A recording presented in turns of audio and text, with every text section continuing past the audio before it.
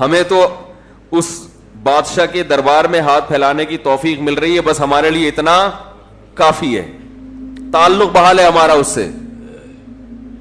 السلام علیکم ورحمۃ اللہ وبرکاتہ. امید ہے کہ سب دوست خیریت سے ہوں گے. مولانا طریق مسعود صاحب کی ویڈیو کو سماعت فرمائیں.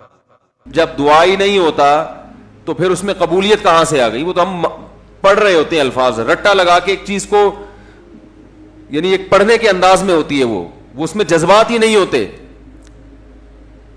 جذبات کن لوگوں کے ہوتے ہیں؟ امام بخاری رحمہ اللہ تعالی کی سوانے پڑھیں آپ, بچپن میں نابینا ہو گئے, والدہ تو آپ کو بڑا علم سکھانا چاہتی تھی, پریشان کہ اللہ یہ تو میرا بچہ ہی نابینا ہو گیا, تو رات کو مصلی پہ گڑ گڑا کے دعا مانگنا شروع کی, اے اللہ میرے بچے کی بینائی واپس لوٹا دے, اے اللہ اس کی بینائی واپس لوٹا دے. اتنا مانگا ہے کہ روتے روتے دعا مانگتے مانگتے آنکھ لگ گئی, خواب آیا, دو فرشتے آپس میں بات کر رہے ہیں کہ اللہ نے اس عورت کی دعا قبول کر لی ہے اور اس کے بچے کو بینائی لوٹا دی ہے.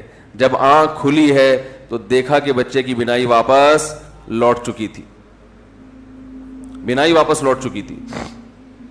ہندوستان میں ایک بزرگ تھے, رمضان نام تھا ان کا, یہاں کراچی ہجرت کر کے آ گئے تھے ہندوستان سے.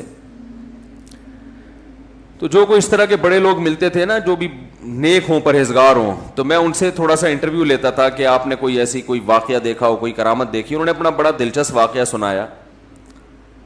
فرماتے ہیں کہ میں نے اپنی آنکھوں سے دیکھا کہ ہندوستان کے ایک علاقے میں جو بلوائی تھے نا, جو بلوا کرنے والے ہندو تھے, انہوں نے, دہشت گردوں نے مسلمانوں کے علاقوں پہ حملہ کر دیا. مسلمان بہت تھوڑے تھے, مقابلہ نہیں کر سکتے تھے. تو کہتے ہیں کہ ایک بزرگ تھے وہیں کہیں مظاہر علوم کے یا دیوبند کے. مقصد میرا یہ نہیں ہے کہ وہ دیوبند کے علاوہ کوئی بزرگ نہیں ہوتا, وہ چونکہ واقعہ ان کا اس لیے, کوئی لوگ اس پہ بھی کہتے ہیں کہ اپنے مسلک کو وہ کرنا ہے, وہ اتفاق سے